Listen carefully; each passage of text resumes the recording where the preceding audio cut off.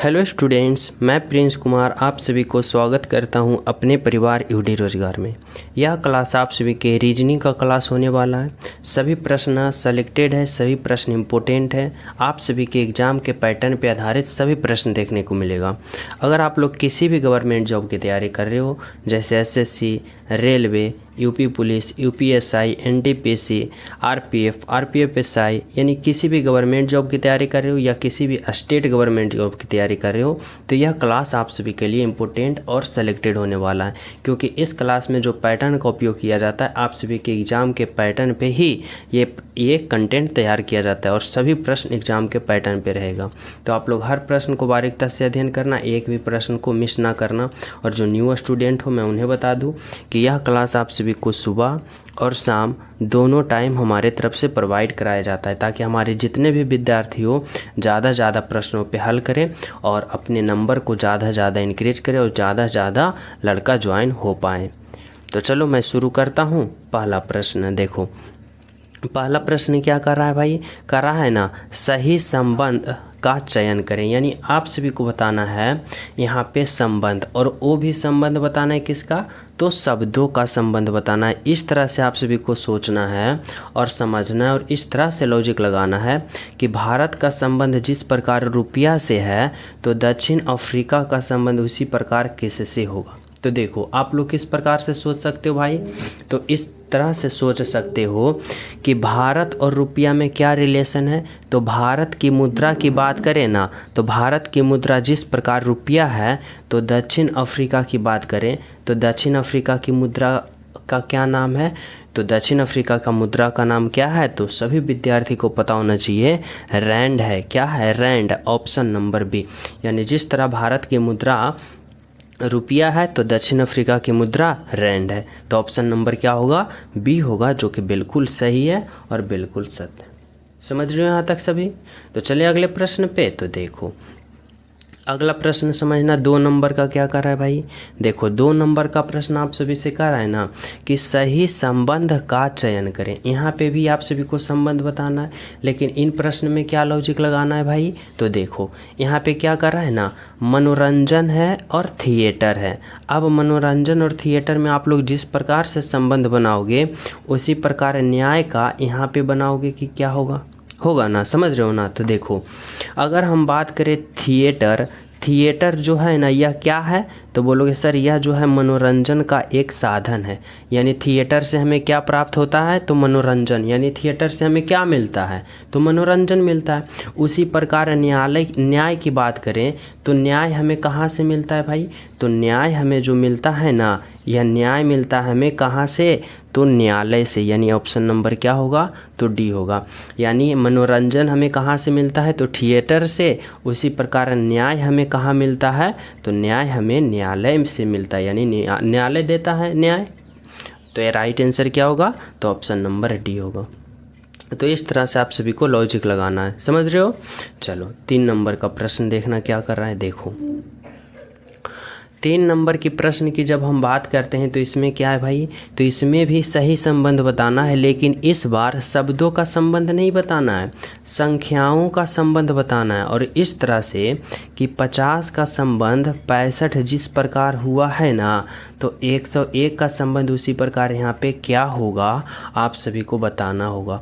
तो कैसे सोचोगे, तो देखो इस तरह से सोचना और समझना कि 50 से आखिर 65 हुआ, तो हुआ कैसे और किस प्रकार हुआ, तो समझना। हम इस 50 को पहले लाने की कोशिश करेंगे। क्या करेंगे, 50 सोचेंगे कि कैसे आया, तभी तो हम 65 लाने के प्रयास करेंगे ना।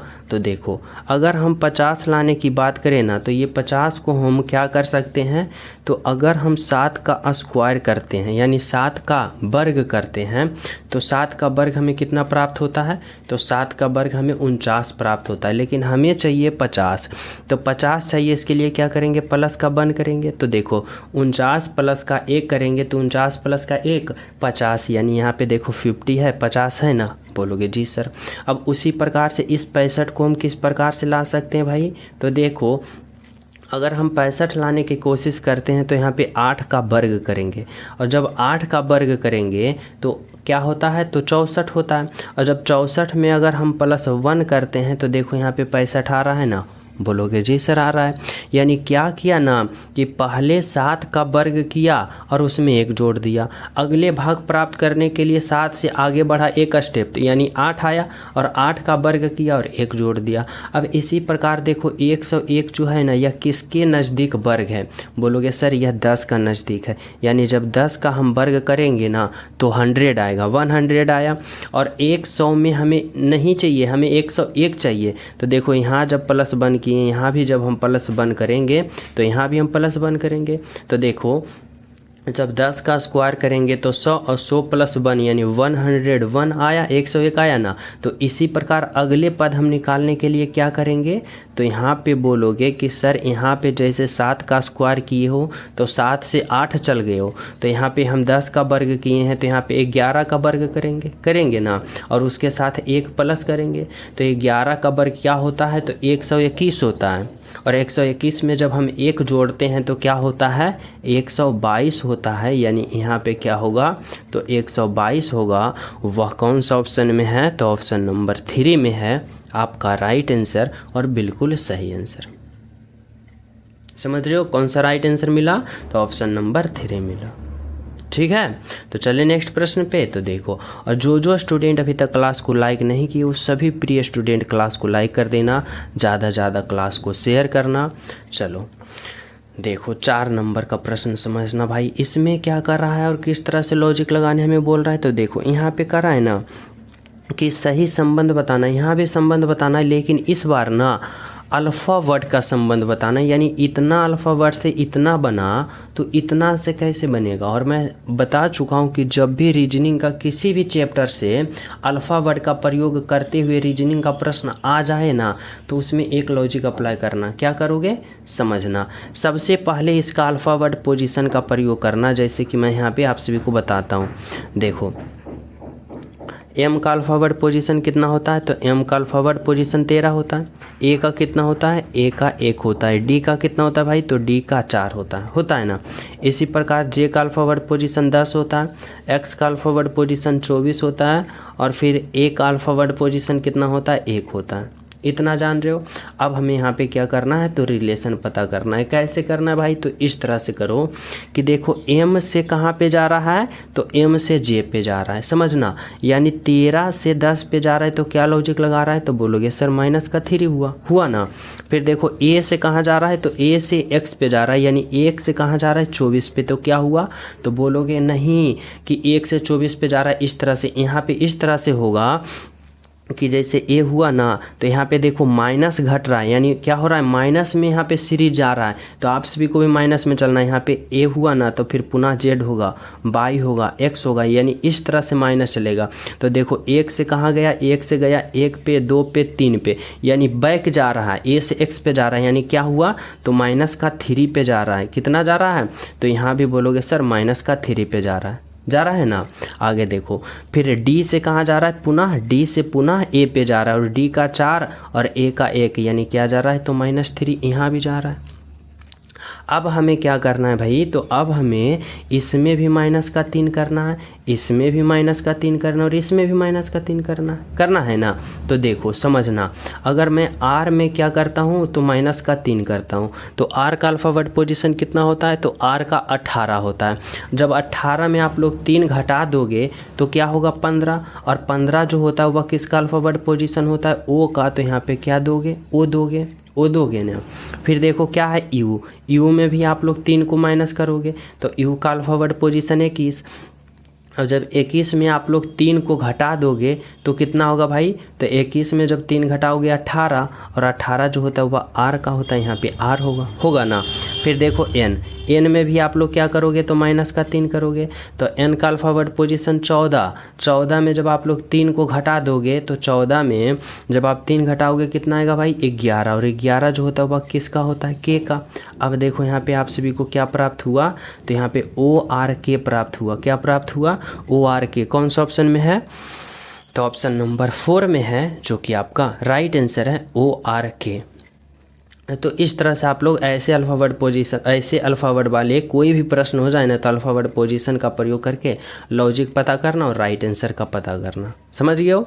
चलो देखो 5 नंबर का प्रश्न। 5 नंबर का भी प्रश्न जो है ना अल्फ़ाबेट पोजीशन वाले ही है, लेकिन इतना का इतना तो इतना का इतना आप सभी को बताना है संबंध कि कैसे होगा। तो इसमें आप लोग क्या करोगे, तो देखो हमारी बातों को पहले आप लोग थोड़ा सा समझ लो। क्या होता है ना कि अगर अल्फ़ाबेट ज़्यादा प्रयोग किया हो, जैसे ACDZF, जैसे इतना अल्फ़ाबेट प्रयोग किया हो, तब तो आप लोग अल्फ़ाबेट पोजीशन प्रयोग करोगे। लेकिन बताओ जब दो वो है तो इतना तो आप लोग माइंड में ही कर लोगे ना। जैसे देखो A और C है, E और F है, इस तरह से समझना।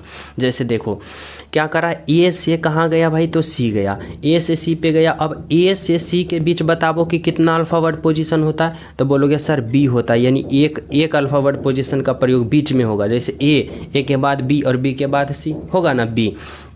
उसके बाद देखो E के बाद कितना है, तो E के बाद G है, और E और G के बीच में कितने अल्फ़ाबेट पोजीशन प्रयोग हो रहा है, तो E के बाद क्या होगा F और F के बाद G, यानी इसमें भी एक का प्रयोग किया, इसमें भी एक का प्रयोग किया ना।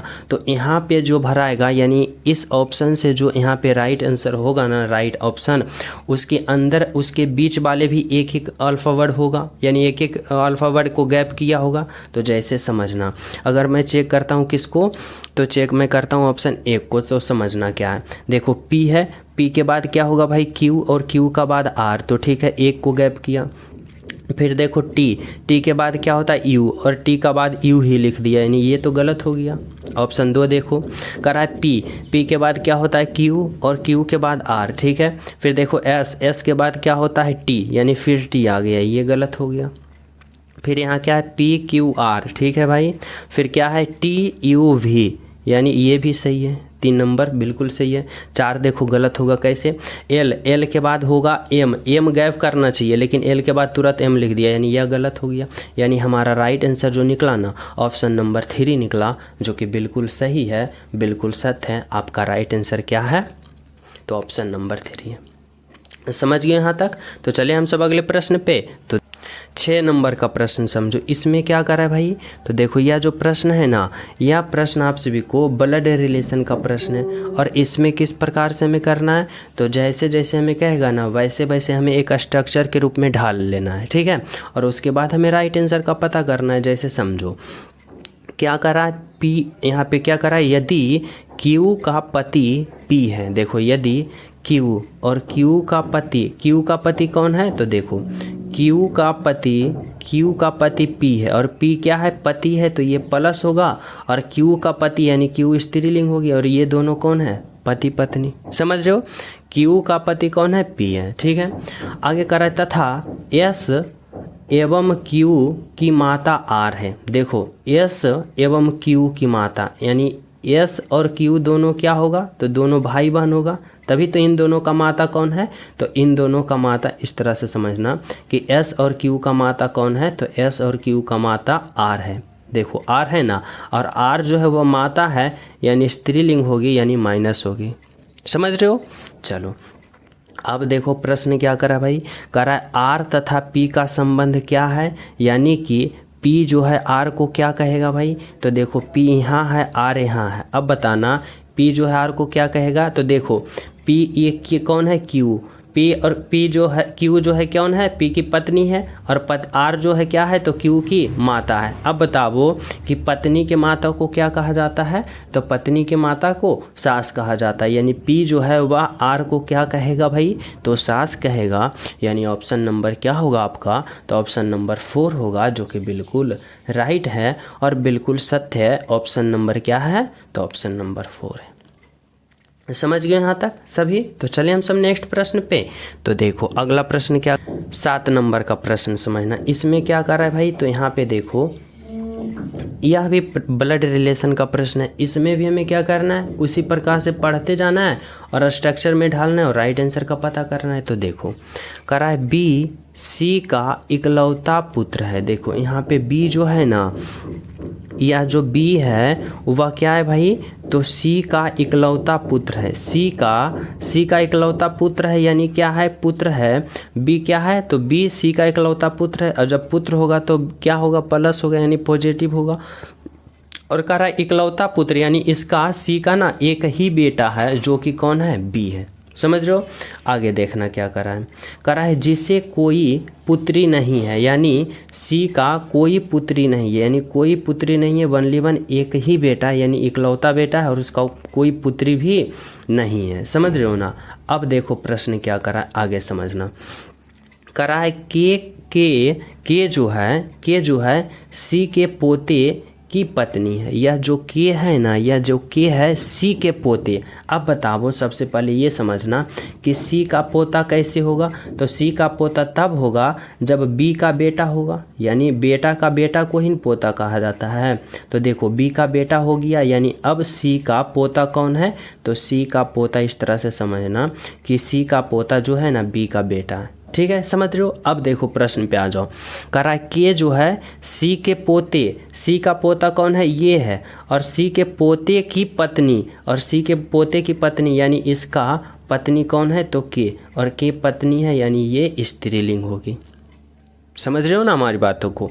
अब देखो प्रश्न क्या कर रहा है आपसे, लॉजिक समझना। कह रहा है बी का के से क्या संबंध है, यानी के जो है वह बी को क्या कहेगी। तो देखो के यहाँ है और बी यहाँ है। अब बताओ कि के जो है वह बी को क्या कहेगी भाई, तो देखो इसका पति ये, और पति के पिता को क्या कहता है, तो पति के पिता को ससुर कहा जाता है, यानी के जो है बी को क्या कहेगी, तो ससुर कहेगी, यानी ऑप्शन नंबर 4 है जो आपका राइट आंसर है, यानी क्या कहेगी, तो ससुर कहेगी। समझ रहे हो ना। राइट आंसर ऑप्शन नंबर 4 होगा। तो चले हम सब अगले प्रश्न पे। तो देखो अगला प्रश्न आप लोग समझना क्या कर रहा है भाई, 8 नंबर का प्रश्न। इसमें क्या लॉजिक लगा रखा है, तो देखो कह रहा है यदि भाग का अर्थ घटाव है, समझना, घटाव का अर्थ जोड़ है, जोड़ का अर्थ गुना है, और गुना का भाग है, तो इतना का आप सभी को मान कैलकुलेशन करना है। किस तरह से भाई, तो इस तरह से, जैसे जैसे हमें मान कर वैसे वैसे रखना है। देखो यहाँ पे क्या है, 12 है, फिर भाग का अर्थ क्या दे रखा है, भाग का अर्थ घटाव है, तो घटाव दो, फिर 6 होगा। फिर देखो जोड़ का अर्थ क्या दे रखा है, जोड़ का अर्थ गुना, तो यहाँ पे गुना दो, फिर 3 होगा। फिर देखो घटाव का अर्थ जोड़ है, तो यहाँ पे जोड़ दो और 2 होगा। और फिर क्या है, गुना का अर्थ भाग है, तो यहाँ पे भाग दो और फिर 8 होगा। ठीक है, इतना कर लियो। अब क्या करना है, तो इसको हल करना है और कैलकुलेशन पता करना है कि राइट आंसर क्या होगा। तो कैसे करेंगे, तो बोर्ड मास प्रयोग करेंगे, पहले भाग, फिर गुना, फिर जोड़, और अंत में घटा। इस तरह से करेंगे ना। तो देखो यहाँ पे क्या होगा, 12 होगा, माइनस का 6 होगा, गुना का 3 होगा, प्लस होगा। और देखो जब यहाँ पे करोगे, भाग करोगे, तो क्या होगा, इस तरह से काट सकते हो, 2 चौका 8, यानी क्या हो गया, तो 2 चौका 8। इस तरह से 4 मरतम कट गया, तो कितना बचेगा, 1/4 बचेगा ना। अब देखो 12 होगा, माइनस का, जब भाग किए हो तो गुना करोगे, तो छोटिया का 18 और प्लस का 1/4 होगा, 1/4 होगा। अब इसे कैसे कैलकुलेशन करोगे, तो बोलोगे सर इसका एलसीएम ले लो। जैसे मैं इसका एलसीएम 4 लेता हूँ, तो यहाँ पे क्या हो जाएगा, तो 12 गुने 4 कितना होगा, 48 होगा, और माइनस का 18 चक्का 72 होगा, और माइनस प्लस का कितना होगा, 1 होगा। ठीक है, अब यहाँ पे क्या करो, तो देखो 48 प्लस का 1 कितना हुआ, 49 हुआ, और माइनस का 72 हुआ। अब क्या हो गया, तो 4 हो गया। अब देखो क्या करो, तो माइनस करोगे, यानी 72 में, यानी क्या करोगे, तो 72 माइनस में है और 49 प्लस में है, तो यहाँ पे कितना आएगा, माइनस में आंसर आएगा। और कितना आएगा भाई, तो यहाँ पे 12 में 9 जाएगा 3, और ये हो गया 6 में 4 जाएगा 2, 23/4, माइनस का 23, यानी माइनस का 23/4 कौन सा ऑप्शन में है, तो देखो ऑप्शन नंबर 2 में है, यानी माइनस का 23/4 जो है आपका क्या है, राइट आंसर है, यानी ऑप्शन नंबर 2। तो किस तरह से किए, तो जैसे जैसे हमें करा था वैसे वैसे हम राइट आंसर प्राप्त कर लें। समझ रहे हो। तो चलिए हम सब अगले प्रश्न पे। तो देखो अगला प्रश्न आप लोग समझना क्या कर रहा है। देखो 9 नंबर का प्रश्न समझना भाई। 9 नंबर का प्रश्न में आप सभी से क्या करा है, यदि गुना का अर्थ जोड़ है, फिर वही का रहा है, जोड़ का अर्थ भाग है, घटाव का अर्थ इतना है तो इतना का अर्थ इतना है, तो इतना का मान क्या होगा। तो देखो हमें वैसे ही करना है, क्या करना है, तो देखो यहाँ पे क्या है 11, फिर गुना, गुना का अर्थ जोड़ है तो यहाँ पे जोड़ दो, फिर क्या होगा, तो यहाँ पे 2 होगा। फिर क्या है घटाव, ये देखो घटाव का अर्थ क्या है भाई, तो गुना है तो यहाँ पे गुना 2, फिर कितना होगा, गुना दोगे फिर कितना दोगे 12। फिर देखो जोड़, जोड़ का अर्थ क्या है, तो देखो जोड़ का अर्थ भाग है तो यहाँ पे भाग 2 और 2 होगा। फिर देखो भाग, भाग का अर्थ क्या है, घटाव, तो यहाँ पे घटाव 2 7। अब क्या करो, तो इसका कैलकुलेशन करो कैसे, तो इस तरह से, यानी बोर्ड मास प्रयोग करोगे, पहले भाग फिर गुना फिर जोड़ और घटाव। तो देखो 11 प्लस का 2 गुना होगा, फिर देखो जब 12 में आप लोग 2 से भाग दोगे तो कितना आएगा भाई, तो 6 आएगा और माइनस का 7 होगा। अब देखो क्या करोगे, गुना करोगे, तो 11 प्लस का 6 दूना का 12 और माइनस का कितना करोगे 7। अब देखो कितना होगा, तो 11 12 कितना होगा, तो 11 12 होगा यहाँ पे 26, यानी 2 1 23 होगा, 2 1 3 और 1 1 2, यानी कितना हुआ, तो 23 हुआ। और 23 में पुनः फिर क्या करना है, 7 घटा देना है। अब देखो 23 में जब 7 घटाओगे कितना आएगा, तो यहाँ पे 16 यानी 16 आया, जो कि क्या है आपका राइट आंसर ऑप्शन नंबर 2 बिल्कुल सही आंसर क्या होगा, ऑप्शन नंबर 2 होगा। समझ रहे हो ना। तो चलिए हम सब अगले प्रश्न पे। तो देखो अगला प्रश्न समझ, देखो 10 नंबर का प्रश्न समझना, इसमें क्या करा है भाई, तो 10 नंबर का जो प्रश्न है ना, कर रहा है इनमें से बेमेल चुनिए, बेमेल चुनिए, यानी कहने का मतलब है ना कि यहाँ पे देखो 4 ऑप्शन दे रखा है, कितना ऑप्शन है, 4 ऑप्शन दे रखा है। अब इन 4 ऑप्शन में आप सभी को बताना होगा कि एक ऑप्शन कौन सा ऐसा ऑप्शन है जो क्या है इन चारों में, यानी 3 ऑप्शन एक समान है लेकिन एक ऑप्शन बेमेल है, सबसे अलग है, और जो बेमेल है सबसे अलग है ना, उसी को राइट आंसर पता करना है। तो कैसे करोगे, तो देखो अगर हम बात करें घड़ी का, यहाँ पे क्या है, गण यंत्र का है, गणक यंत्र है, फिर क्या है, काल मापक है।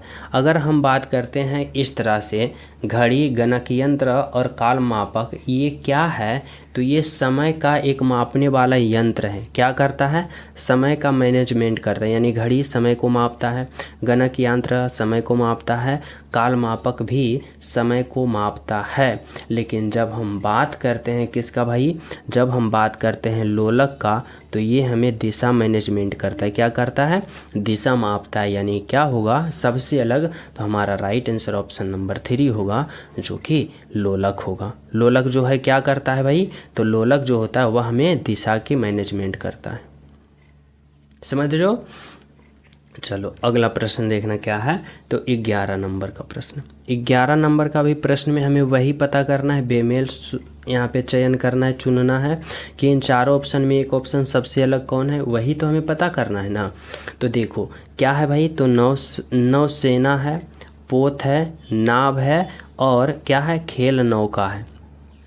अब बताओ इन चारों में सबसे अलग कौन सा दिख रहा है। तो देखो अगर हम बात करें इस तरह से समझना इस वाले प्रश्न में कि यहाँ पे क्या है, पोत है, यहाँ पे क्या है, तो नाव है, यहाँ पे क्या है, खेल नौका, जिस पे खेल नौका वह होता है जो एक नाव की तरह ही होता है, लेकिन उस पे गेम होता है, जैसे केरल में ये प्रचलित गेम है खेल नौका। समझ रहे हो ना।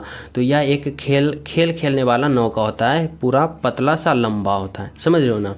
अब देखो समझना, अगर हम पोत की बात करें, खेल नौका की बात करें और नाव की बात करें, तो ये तीनों क्या है ना, एक अलग है, यानी तीनों जो है ना एक नाव का रूप है। क्या है, एक नाव का शेप में बना हुआ एक नाव का रूप है।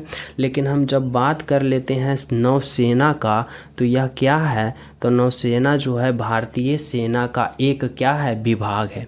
जैसे क्या होता है, आर्मी होता है, एयरफोर्स होता है, नेवी होता है, यानी क्या होता है, थल सेना, नौसेना और वायुसेना, तो उसी का एक विभाग कौन सा है, नौसेना। यानी सबसे अलग जो हमारा होगा ऑप्शन नंबर 1 होगा, बिल्कुल राइट और बिल्कुल सही। समझ रहे हो। चलो अगला प्रश्न देखना, 12 नंबर का प्रश्न आप सभी से क्या कराएं। इसमें भी आप सभी को बेमेल चुनना है, लेकिन इस बार आप सभी को लॉजिक थोड़ा सा चेंज करके लगाना है, जो कि यह संख्या वाला प्रश्न है। और संख्या वाला प्रश्न में आप सभी को बताना है, अब बताओ कि इन चारों ऑप्शन में सबसे अलग अलग ऑप्शन कौन सा है और 3 ऑप्शन एक समान है, किस तरह से सोचोगे और कैसे पता आप लोग कर पाओगे। तो देखो इस तरह से सोचना कि यहाँ पे क्या है 4443, बहुत बड़ा संख्या है ना। फिर देखो 2333, 4322, 4551। तो जब भी ऐसा प्रश्न में बड़ा संख्या दे दिया जाए ना, तो आप लोग घबराना नहीं कि इसमें बहुत बड़ा लॉजिक लगाया है। कोई लॉजिक नहीं लगाया, सिंपल लॉजिक लगाया रहता है जो बड़ा अंक रहता है। कैसे, तो समझना क्या करना ना कि जब भी बड़ा अंक दे दिया जाए, या तो सोचना जोड़ किया है, या तो भाग किया, या गुना किया है। समझ रहे हो ना। तो देखो अगर हम सबसे पहले यहाँ पे ऐड करके देखते हैं, जोड़ करके देखते हैं, तो देखो 4 + का 4 8, 8 4 12, और 12 और 3 कितना होता है 15। यहाँ पे 15 हुआ। फिर देखो 2 3 5, यहाँ पे कितना होगा 2 3 5, 5 3 8, और 8 3 11। फिर देखो 4 3 7, 7 2 9, और 9 2 11। फिर 5 4 9, 1 10, 1 11। अब समझ में आप सभी को आ रहा है कि क्या लॉजिक लगाया है। तो ऑप्शन नंबर 2, ऑप्शन नंबर 4 और ऑप्शन नंबर 3 को जब हम जोड़ते हैं, तो सभी अंकों को जोड़ने के बाद हमें 11 प्राप्त होता है। लेकिन जब हम ऑप्शन नंबर क्या करते हैं, 1 को जोड़ते हैं, तो हमें 15 प्राप्त होता है, 15 प्राप्त होता है, जो कि हमारा राइट आंसर है और बिल्कुल सही आंसर है, ऑप्शन नंबर 1। समझ रहे हो। तो आपका राइट आंसर क्या है, तो ऑप्शन नंबर 1।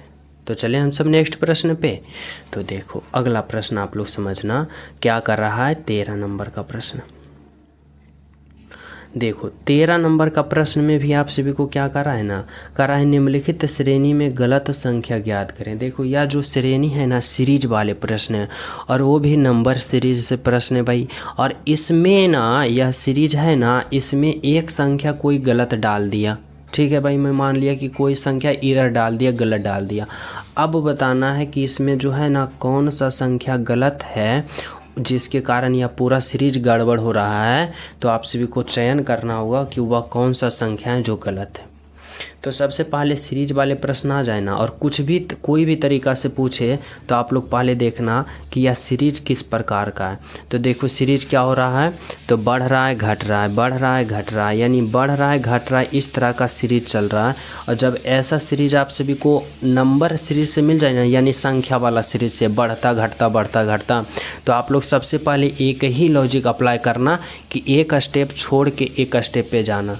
समझ रहे हो ना। जैसे ऐसे कि अगर हम बात करें 78 से 80 पे गया, ठीक है, तो क्या हुआ, तो बोलोगे सर 78 से 80 पे गया यानी +2 का इंक्रीज हुआ ना। फिर देखो 80 से 82 पे गया तो क्या हुआ, तो +2 का इंक्रीज हुआ, 2 का इंक्रीज हो रहा है। अब उसी प्रकार जब हम यहाँ पे इस तरह से सोचते हैं कि क्या करते हैं, 89 से हम 86 पे जाते हैं, तो क्या हो रहा है, तो बोलोगे 89 से 86 जा रहा है यहाँ, यानी कि -3 हो रहा है, -3 हो रहा है। फिर देखो 86 से 85 पे जाते हैं तो -1 हो रहा है। फिर देखो 85 से 83 पे जाते हैं तो -2 हो रहा है। अब देखो क्या इसमें हम कौन सा लॉजिक लगा सकते हैं, कैसे हम पता कर सकते हैं कि कौन सी संख्या गलत है। तो देखो अगर हम थोड़ा सा यहाँ पे दिमाग लगाते हैं, इस तरह से अपने माइंड को उपयोग करते हैं कि यहाँ पे +2 का सीरीज चल रहा है, और यहाँ पे देखो -2 आया है, तो क्यों ना हम इसमें -2 का सीरीज चला दें। तो इसके लिए हमें क्या करना पड़ेगा, तो इसके लिए हमें यहाँ पे ये करना पड़ेगा ना कि देखो 85 से 83 गया तो ठीक है, -2 हुआ, यानी -2 हुआ। लेकिन जब हम यहाँ पे 89 से हम 86 चलते हैं, तो हमें यहाँ पे -2 करना पड़ेगा, -2 सीरीज करना पड़ेगा, और यहाँ पे भी हमें -2 सीरीज करना पड़ेगा। अब देखो -2 सीरीज चल रहा है, तो इसके लिए हमें इस 83 को हटाना पड़ेगा। तो क्या करेंगे, तो देखो जब हम 89 में 2 घटाएंगे तो कितना प्राप्त होगा भाई, तो 89 में हमें 2 घटाएंगे यानी हमें 87 प्राप्त होगा, 87 प्राप्त होगा।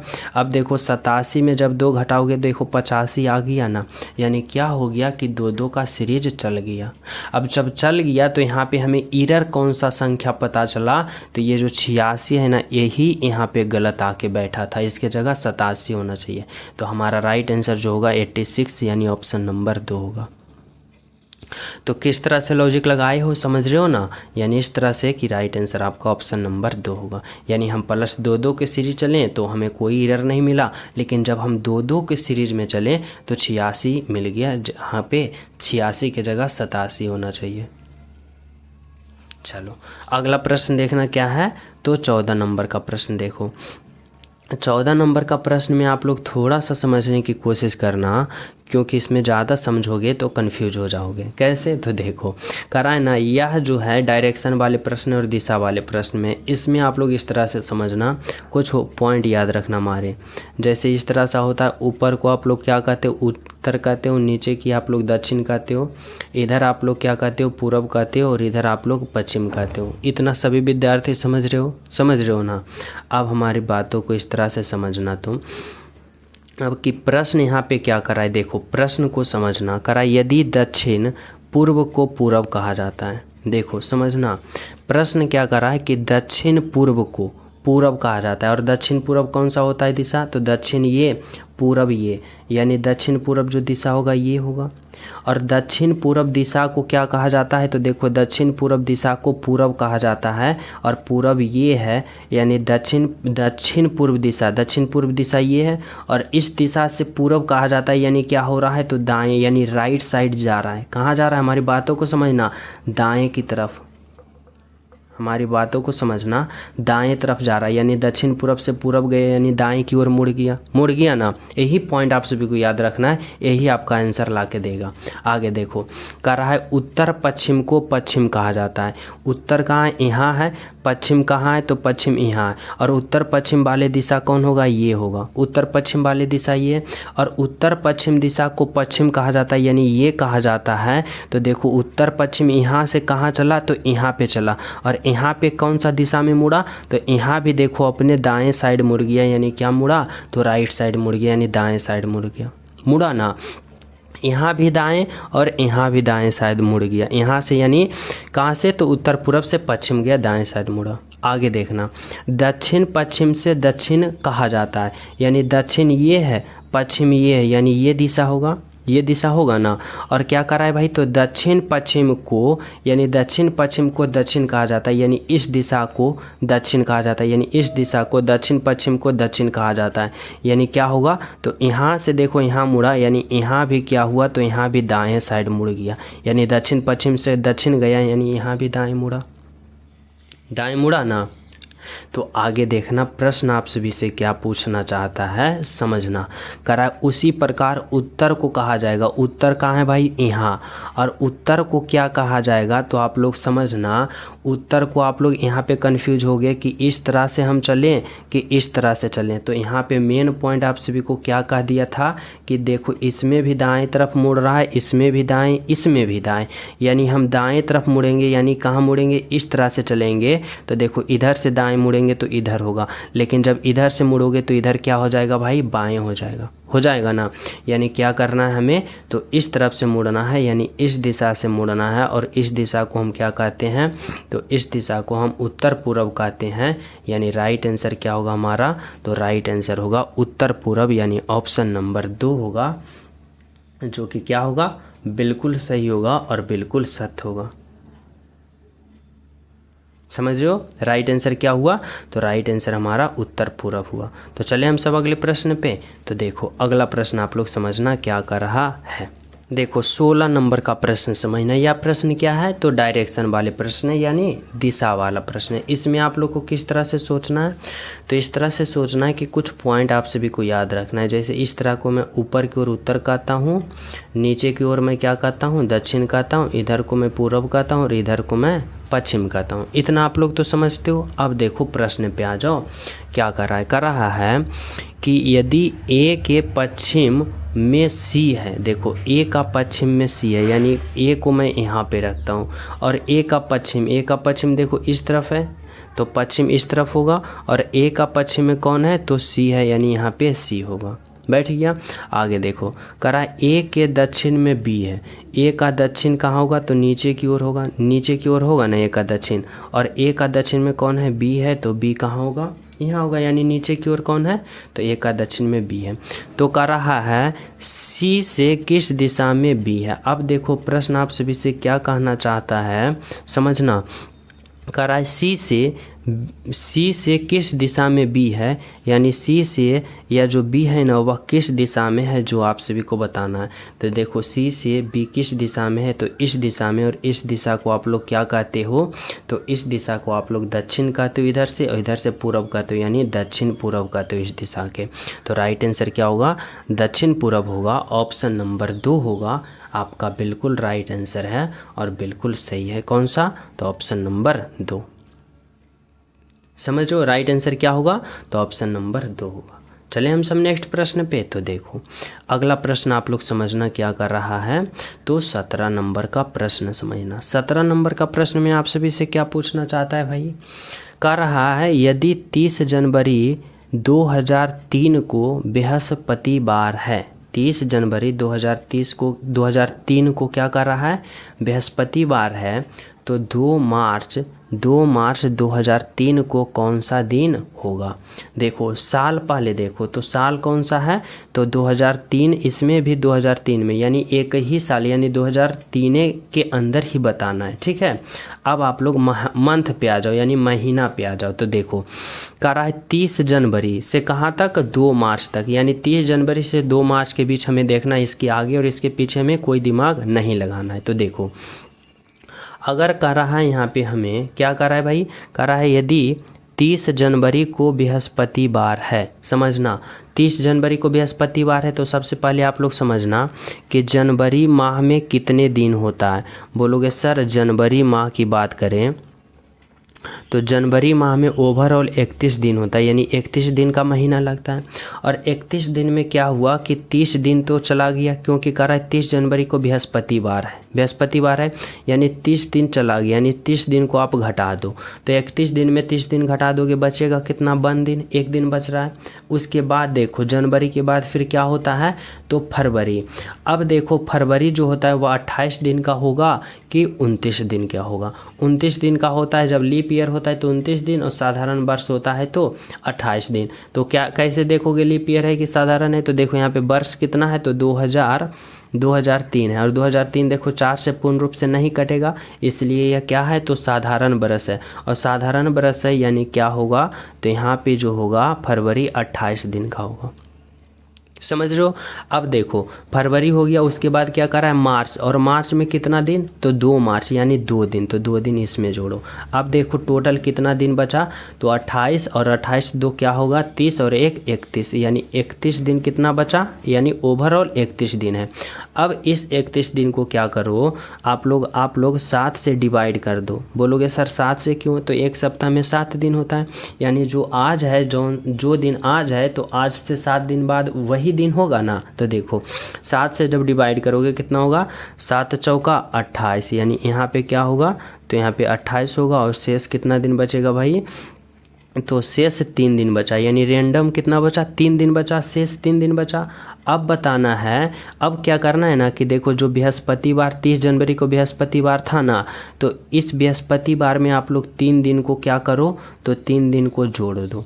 तो बृहस्पतिवार में जब 3 दिन को जोड़ोगे तो 2 मार्च का पता चल जाएगा कि 2 मार्च का क्या दिन है। तो देखो बृहस्पतिवार में 3 दिन जोड़ो तो क्या होगा, शुक्रवार, शनिवार, रविवार, यानी क्या हुआ, तो ऑप्शन नंबर 3 हुआ, रविवार होगा। अगर 30 जनवरी 2003 को बृहस्पतिवार है तो 2 मार्च 2003 को कौन सा दिन होगा, तो रविवार होगा। इस तरह से आप लोग को यहाँ पे राइट आंसर प्राप्त करना है, समझ रहे हो। तो चले हम सब अगले प्रश्न पे। तो देखो अगला प्रश्न आप लोग समझना क्या कर रहा है भाई, तो 18 नंबर का प्रश्न समझना। देखो क्या कर रहा है कि यदि, यह भी देखो क्या है, तो कैलेंडर का प्रश्न है। करा यदि 1 मई 2000 को सोमवार था, 1 मई 2000 को क्या था भाई, तो सोमवार था, तो 31 जुलाई 2000 को कौन सा दिन होगा। अब आप सभी को यहाँ पे बताना होगा कि अगर 1 मई 2000 को सोमवार था तो 31 जुलाई 2000 को कौन सा दिन होगा। समझ रहे हो। तो देखो सबसे पहले आप लोग क्या काउंट करो, तो सबसे पहले आप लोग काउंट करो कि मई, यहाँ पे कौन सा डे है, तो मई है, यानी महीना कौन है, मई। और हमें जाना है कहाँ तक, तो 31 जुलाई तक जाना है, यानी 1 मई से 31 जुलाई के बीच आप लोग देखो कि कितना दिन होता है। तो देखो सबसे पहले देखो मई, और मई जो होता है वह कितने दिन का मंथ होता है। बोलोगे सर मई जो होता है 31 दिन का मंथ होता है, 31 दिन का मंथ होता है ना। लेकिन 31 दिन में एक दिन तो बता रहा है कि 1 मई को सोमवार था, यानी एक दिन आप लोग घटा दो इसमें। तो 31 में एक दिन घटा दोगे कितना बचेगा शेष, तो 30 दिन, 30 दिन बचा। अब देखो मई के बाद क्या होता है, तो मई का बाद जून होता है, और जून में कितना दिन का महीना होता है, तो बोलोगे सर जून में भी 30 दिन का महीना होता है, 30 दिन का महीना होता है ना।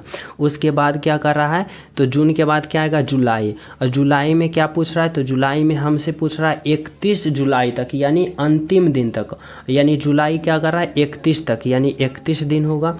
अब आप लोग क्या करो, इन तीनों मंथ को आप लोग जोड़ दो कि कितना डे निकलता है। तो देखो अगर हम यहाँ पे बात करें तो 1 होगा, और 3 3 6 1 9 होगा, यानी 91 दिन हुआ।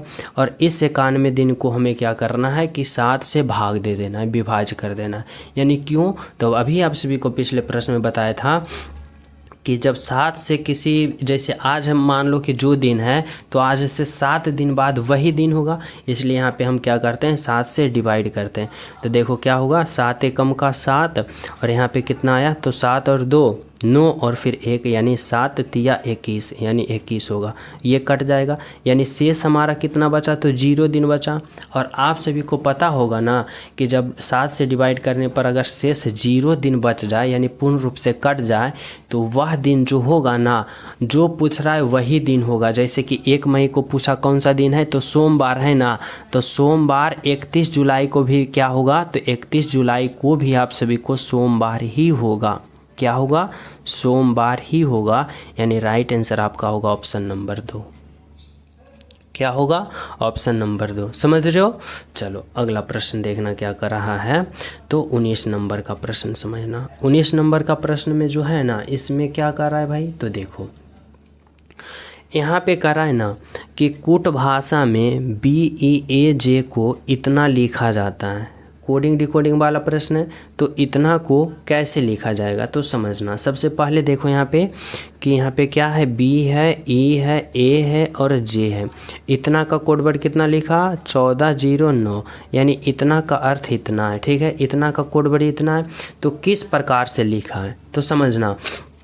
अगर हमें सबसे पहले इसमें हमें लॉजिक पता करना है कि आखिर इतना से इतना लिखा, तो क्या लॉजिक अप्लाई किया, तो इसके लिए हम क्या करेंगे, अल्फ़ा वर्ड का प्रयोग करेंगे। जैसे कि B का अल्फ़ा वर्ड पोजीशन 2 होता है, E का 5 होता है, और A का कितना होता है, 1 होता है, और J का कितना होता है भाई, तो J का 10 होता है ना। अब आप लोग देखो कि B का अल्फ़ा वर्ड पोजीशन 2, और 2 से क्या लिखा, 1 लिखा, तो 2 से 1 लिखा, यानी क्या किया, माइनस का 1 किया। फिर देखो E का 5, और 5 से क्या लिखा, 4 लिखा, यानी यहाँ भी माइनस का 1 किया। फिर देखो A का 1, और 1 से कहाँ लिखा, 0, यानी इसमें भी माइनस का 1 किया। फिर देखो J का 10, और 10 से क्या लिखा, 9, यानी इसमें भी माइनस का 1 किया। अब आप लोग को यहाँ पे लॉजिक पता चल गया होगा कि इतना से इतना लिखा ना, तो सभी का अल्फ़ा वर्ड पोजीशन में एक एक घटा दिया और राइट आंसर प्राप्त कर लिया। तो इसका भी हम एक एक घटा देंगे ना, घटाएंगे ना, तो देखो कैसे करेंगे, इस तरह से। यहाँ पे क्या है, H है, क्या है, I है, और फिर क्या है, G है, और फिर H है। ठीक है, अब देखो इसका हम पहले क्या करेंगे, अल्फ़ाबेट पोजीशन लिखेंगे। H का 8 होता है, I का 9 होता है, और G का कितना होता है, तो G का 7 होता है, और H का 8 होता है। ठीक है, अब हमें क्या करना है, सभी में एक एक को घटा देना है। जैसे देखो 8 में क्या करेंगे, माइनस को 1 घटाएंगे तो 7, 9 में क्या करेंगे, -1 घटाएंगे तो 8, और 7 में -1 घटाएंगे यानी 6, और जब हम 8 में माइनस का 1 करेंगे तो 7। अब देखो यहाँ पे क्या आ गया, तो 78 और 67। ऑप्शन नंबर क्या निकला, तो ऑप्शन नंबर 3 निकला, 78 और 67, जो कि क्या है आपका बिल्कुल सही है, बिल्कुल सत्य। तो राइट आंसर क्या निकल के आया, ऑप्शन नंबर 3। समझ रहे हो।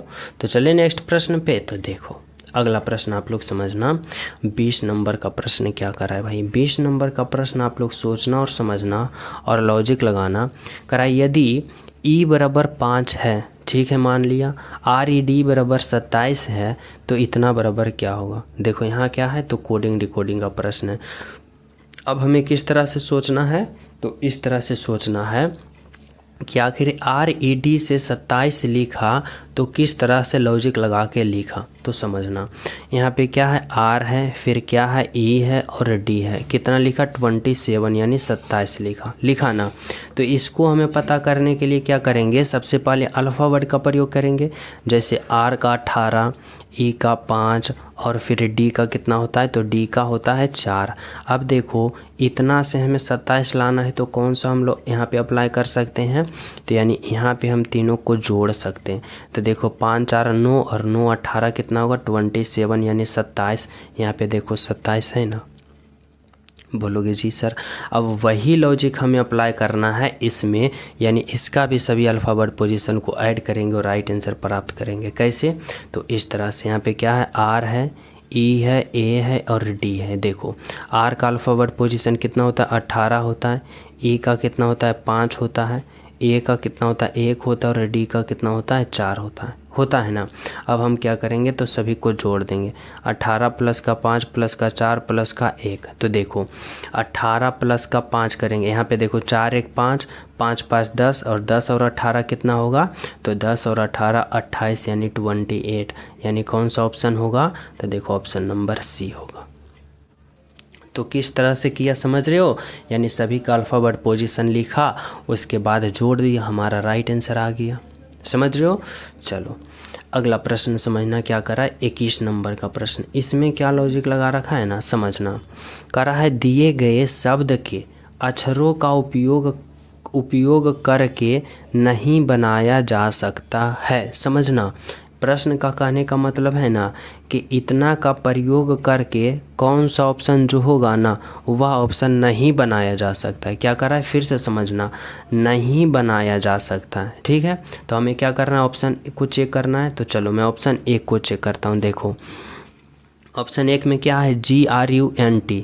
देखो जी है, फिर आर है, यू है, फिर एन कहाँ है, एन देखो इसमें नहीं ना है, तो एन नहीं है, यानी क्या होगा, तो ऑप्शन नंबर 1 ही जो है वह नहीं बनाया जा सकता है।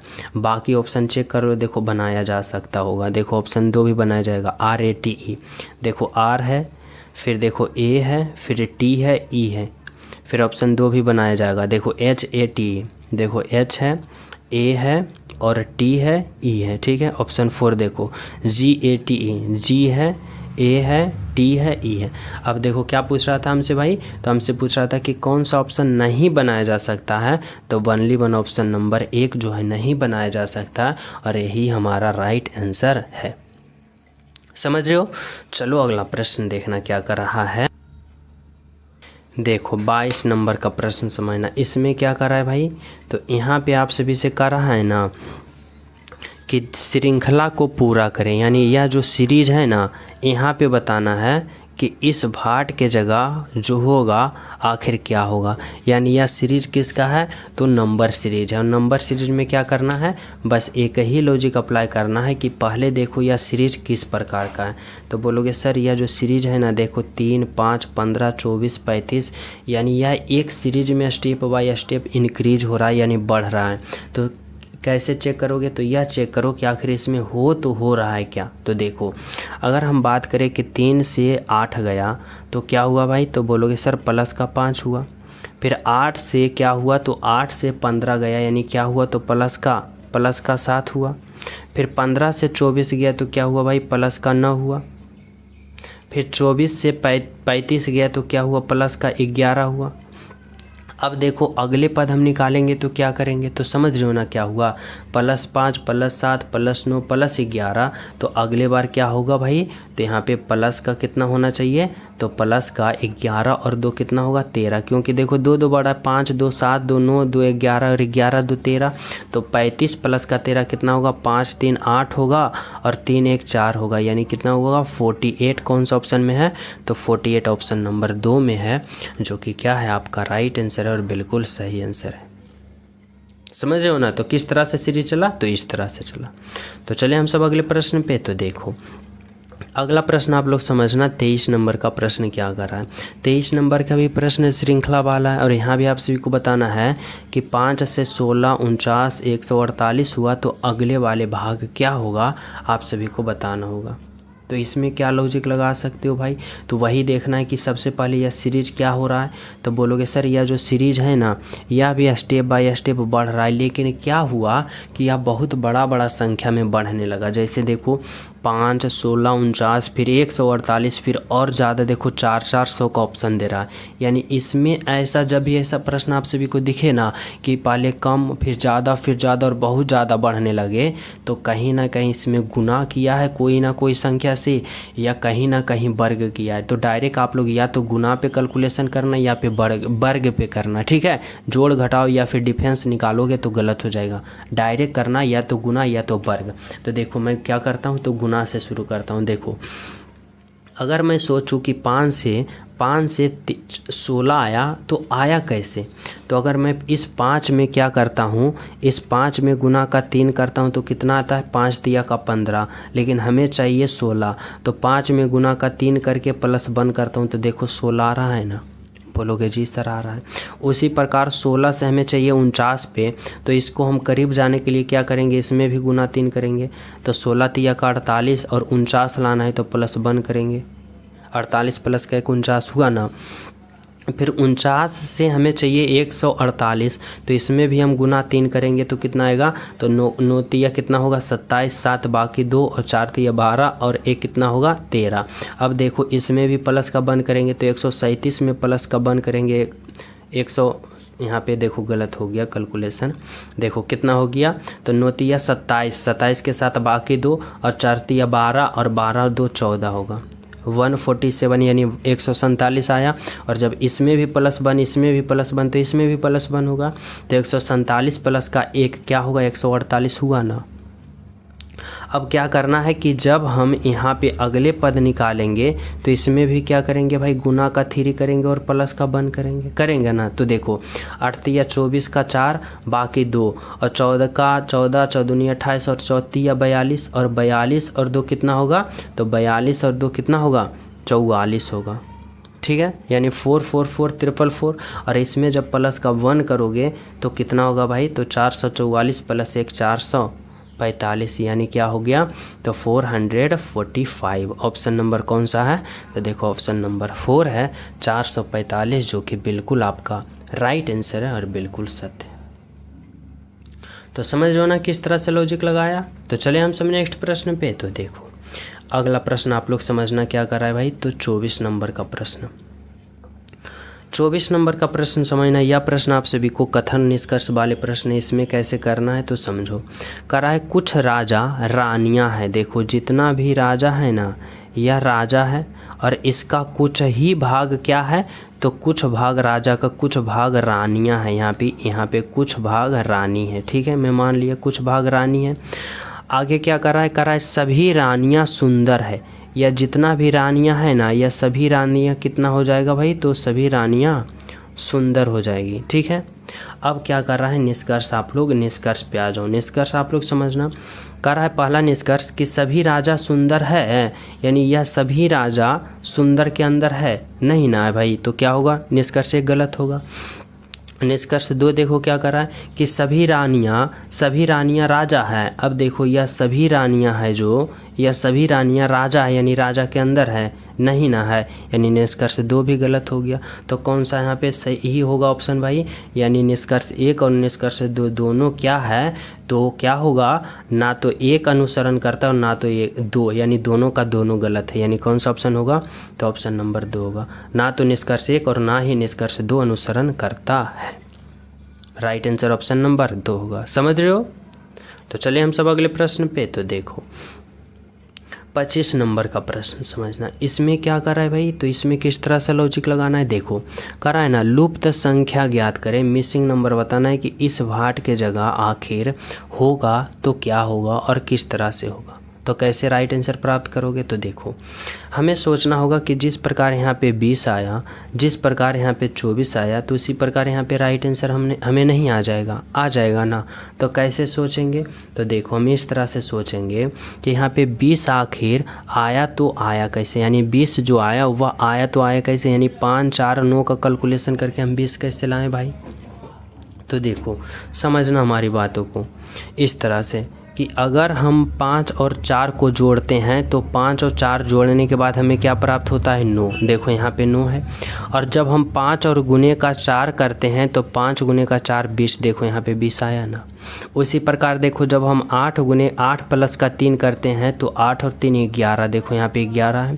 और जब हम 8 गुने का 3 करते हैं तो 8 3 का 24। देखो यहाँ पे 24 है ना। बोलोगी जी सर। अब वही इसमें देखो, 9 प्लस का 4 कितना होगा? 9 प्लस का 4, 9 4 13, यहाँ पे 13 है। और जब 9 गुने का 4 करेंगे तो 9 चौका 36, यानी यहाँ पे कितना आएगा?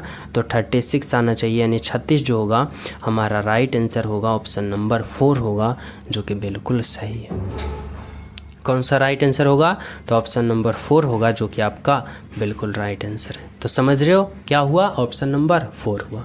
तो चले हम सब अगले प्रश्न पे। तो देखो, अगला प्रश्न समझना, 26 नंबर का प्रश्न क्या कर रहा है भाई, और इसमें किस तरह सा लॉजिक लगाना है। तो देखो, समझना, अगर हम बात करें 26 नंबर का प्रश्न, तो यहाँ भी कर रहा है लुप्त संख्या ज्ञात करें, मिसिंग नंबर बताना है कि इस भाट के जगह आखिर होगा तो होगा क्या। तो कैसे सोचना है हमें? तो इस तरह से सोचना है। देखो, 2 और 4 को जिस प्रकार कैलकुलेशन करके 20 लाया, 3 और 9 को कैलकुलेशन करके 90 लाया, उसी प्रकार 1 और 5 को कैलकुलेशन करके हमें यहाँ पे राइट आंसर नहीं प्राप्त कर लेंगे ना।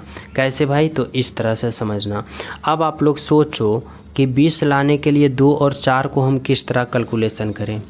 तो दिमाग लगाओ, किस तरह से लॉजिक लगा सकते हो। तो देखो, अगर मैं इस 2 का स्क्वायर करता हूँ और इस 4 को स्क्वायर करता हूँ, तो 2 का स्क्वायर 16 और 4 का स्क्वायर कितना होता है? 2 का स्क्वायर 4 और 4 का स्क्वायर 16, यानी कि 2 का स्क्वायर 4 हुआ और 4 का स्क्वायर 16 हुआ। और जब 16 और प्लस 4 करते हैं तो 20 होता है। देखो यहाँ पे 20 है ना। उसी प्रकार इस 3 का स्क्वायर करो, इस 9 का स्क्वायर करो, तो 3 का स्क्वायर 9 और 9 का स्क्वायर कितना होगा? 81, यानी 81। और जब जोड़ोगे कितना आएगा? तो 9 1 10 और 8 1 9, यानी 90। देखो यहाँ पे 90 आया, 90 आया। अब इसी प्रकार क्या करना है, इसमें 1 का स्क्वायर करना और 5 का स्क्वायर करना है। 1 का स्क्वायर 1 और 5 का स्क्वायर 25, यानी 25। और 1 और 25 को जोड़ोगे तो 26, यानी ऑप्शन नंबर 3 होगा आपका राइट आंसर और बिल्कुल सही आंसर। तो चले हम सब नेक्स्ट प्रश्न पे। तो देखो, समझना, यह क्या कर रहा है भाई। तो यह प्रश्न जो है ना, आप सभी को मैं होमवर्क के रूप में देना चाहता हूँ। सभी विद्यार्थी इस प्रश्न का राइट आंसर कमेंट में बताना कि सूची का संबंध जिस प्रकार फर्ज से है तो स्टॉक का संबंध उसी प्रकार यहाँ पे क्या होगा। आप सभी विद्यार्थी राइट आंसर कमेंट में करना।